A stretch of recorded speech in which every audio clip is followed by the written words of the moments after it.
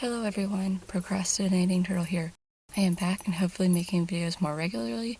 Since I have been away, we have seen the release of Brilliant Diamond and Shining Pearl, along with Legends Arceus. Also, excitingly, we have had the reveal of Generation 9, Scarlet and Violet. In this video, I wanted to go over what I said in my Generation 9 prediction video I released a year ago. I can't believe it's been that long. And my thoughts as they are today. Just a quick recap. I believe that if they followed the 3-year average, then Generation 9 would be released sometime this year in 2022. However, if the Pokemon Company was following the trend of releasing the games in different zodiac years, then it would be released either in 2021 or in 2024, as those were the year of the Ox and Dragon respectively, as 2022 is the year of the Tiger and 2023 is the year of the Rabbit, both of which have had game releases. As it was already 2021 with little to no news regarding a new generation, I thought it would have been unlikely for Generation 9 to be released that year. As for the region, I guessed we could see a region based on one of two areas in Japan, or we could possibly see a region based in Australia, Greenland, or perhaps even India. Lastly, I thought that if they stuck with the Chinese zodiac theory that has been floating around for a while now, then we would have seen a fire starter that was based on a horse, ox, sheep, or snake, as those are the only remaining animals of the zodiac if that theory is correct. Pokemon Scarlet and Violet is following the trend that the games are being released roughly 3 years apart, being released in late 2022. While there is no specific release date yet, I believe it will be released on November 18th. This is the third Friday of November, which would fall in line with the trend Pokemon has had for its end-of-year releases since Omega Ruby and Alpha Sapphire. The average time between games since the release of Gen 1 is just over 1,238 days. However, if you just take the average time between the releases since Pokemon has begun releasing the games with worldwide release dates, this is somewhat reduced down to just 116 days. If they stick to the third Friday in November release date trend, that would put the time between Generation 8 and Generation 9 at exactly 1,100 days. Quite unexpectedly, it seems that this new, currently unnamed region is being based on Spain and possibly even Portugal as well. Now onto the starter Pokemon. These adorable Pokemon were revealed at the end of the trailer for Pokemon Scarlet and Violet. These 3 Pokemon are Fuecoco, Sprigatito, and Quaxly. Fuecoco was the starter that I could research and guess the most about, so some of this information may sound familiar. Fuecoco can be taken to be the combination of the Spanish words fuego and cocodrilo to literally mean fire crocodile. Or Coco could just be coco and mean coconut or skull. I tried to get any hints for the Japanese name as well, and all I could figure out is the last part of the name could be the end part of gator and alligator. This Pokemon could have something to do with coconuts, which are found on the Canary Islands, which while they are off the coast of Africa, they are considered to be part of Spain. Or could indicate the white on Fuecoco's face could end up resembling a skull.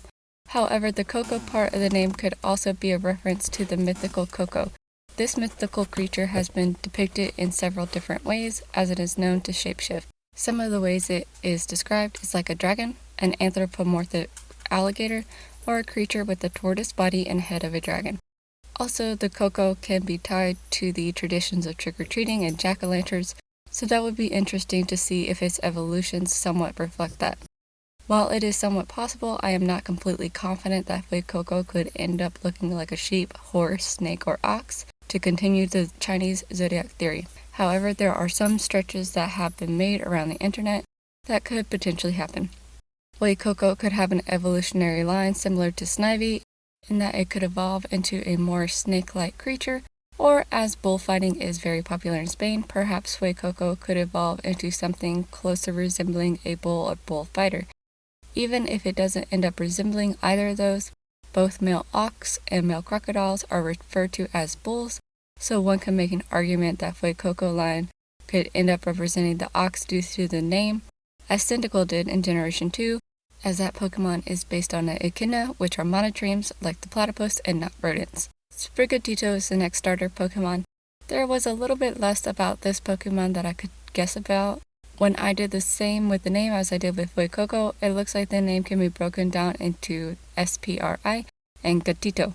Gatito means a kitten in Spanish, which makes sense, but what about the spray part? If it is indeed Spanish, then my best guess is the verb sprintar, which means to run, sprint, or race, which could indicate the Pokemon being similar to the Score Bunny line and being based on sports in some way, which in Spain, the big sports other than bullfighting are football or soccer and cricket. If the sport idea ends up being true, I would lean towards cricket, as it would be odd to have two starter Pokemon based on the same sport, especially so close together. Another reason why I would say cricket is the national tree of Portugal is the cork oak, and the cork from these trees are used as the core of the cricket ball. I did the same as with Fuecoco and looked at the Japanese name as well, but as I know very little Japanese and even less about katakana, all I could determine from the name is the sound a cat makes, which is followed by the first character in the word oak, and a character I couldn't find much about.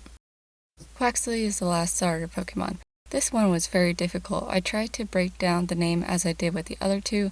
I couldn't find anything about the ending XLY, but the beginning QUA could potentially be Quasar, which can be one of two things: a place in Portugal, or it could be alluding to astrology, which a quasar is an object with a high luminosity. There is much speculation that Quaxly will end up being a pirate, so that makes sense when you consider that sailors used to use the stars to navigate. Additionally, as Quaxly is a duck, perhaps it is based on Francis Drake. This individual was considered a wayward pirate to the Spanish, and male ducks are known as drakes. Again, I tried to break down the Japanese name and I found the word quack, followed by another character which could mean vinegar, but not sure where that would go. Using what I found, I wanted to take a guess at what the starters may end up being, as Fuecoco could be based on the cocoa. That could give some hints to the final evolution. In some instances, this being is referred to as a mythical dragon or a ghost monster, like something equivalent to a boogeyman, especially in northern Portugal. Also interestingly, this myth was brought to Brazil, where the cocoa is known as a female alligator and a witch. So with the lore around the cocoa, I believe that Fuecoco could end up being dragon, ghost, fairy, or dark type, or as it may end up being based on a bullfighter, I unfortunately considered the fighting type as well. Sprigatito could be linked to the oak tree, as I said earlier, but there's also the possibility that it is based on the Iberian lynx, as others have said in their videos. Considering this, I believe that Sprigatito could end up being ground, psychic, or ice type, and I have heard rumors around that some believe it could evolve into a fairy type, so I considered this as well. Last but not least is Quaxly. This Pokemon I had a couple of ideas about. If it is based on a pirate or explorer, perhaps it could end up being dark, fighting, steel, or ghost type. However, somewhere in my research I wrote down that perhaps this Pokemon could be based on an albatross and have the flying type. Not sure where I got that, as albatross are southern birds and not naturally found in Spain. I still considered the flying type in my consideration though. While it is possible that the starters may not end up with a secondary typing, it would be interesting if they created a secondary typing advantage just as they did in Generation 6, where each Pokemon had an advantage over the other instead of an incomplete one where the triangle breaks down. Unfortunately, this triangle does break down quite frequently. However, I was able to come up with a secondary typing triangle that works just as it did in Generation 6 without using most of the same types. This type triangle has Sprigatito evolving into a grass ice type, Quaxly into a water flying type, and Fuecoco evolving, unfortunately, into a fourth fire fighting type. I also have some thoughts on the Pokedex as well. As of Legends Arceus, we are now up to 905 Pokemon. This number does not include the regional variants of existing Pokemon like Meowth and Raichu, but it does include the new evolutions of those variants such as Berserker, Obstagoon, and others. Some have speculated that maybe we will get to 1,000 Pokemon in this new generation, and some have voiced that they believe that Pokemon would probably hold off on that until Generation 10, which my best guess will likely be on or around November 21st, 2025. Since Generation 1, we have gained on average 112 new Pokemon per generation, although I am sure this average was quite skewed as we got a completely new Pokedex in Generation 5 instead of just adding on. However, if you take the average of the last 3 games, the average number of new Pokemon introduced is just over 82 Pokemon. In addition to that, since regional variants were introduced in Generation 7, we have gotten nearly 20 regional variants in each game. I could see us getting approximately 80 to 90 new Pokemon in Scarlet and Violet, which would keep us below 1,000, and as regional variants now seem to be an integral part of the franchise, it would probably be safe to guess for us to see anywhere from 20 to upwards of 30 regional variant Pokemon in the games, so it would feel as if we will still have gotten over 100 new Pokemon. While I'm on the topic of regional variant Pokemon, there have been a few leaks floating around. While the vast majority of them are more than likely fake, I wanted to give my thoughts on just a few of them. The Fur and Centret regional variants, I don't believe they're real, as they resembled the Galarian Zigzagoon line too much. The Oddish leak, I'm a little on the fence about, as pineapples, which it seems this potential variant is based on, are grown in Portugal, so it's not completely impossible. Lastly, the Bonsly regional variant leak. This one I find slightly more plausible, as I was doing my research on Sprigatito and found that the national tree of Portugal is cork oak, and that cork is also used to make corks for wine bottles, and Spain is known for its wine. Well, either way, we will find out if any or all of these were real or fake when the game's release. What do you think? Is the Chinese zodiac theory real, or does this generation put a stop to that theory once and for all? Do you think the starters may evolve into something different? Do you think we will reach 1,000 Pokemon in this generation? Finally, what do you think of the leaks that have surfaced so far? Are any of them real, or are they all fake?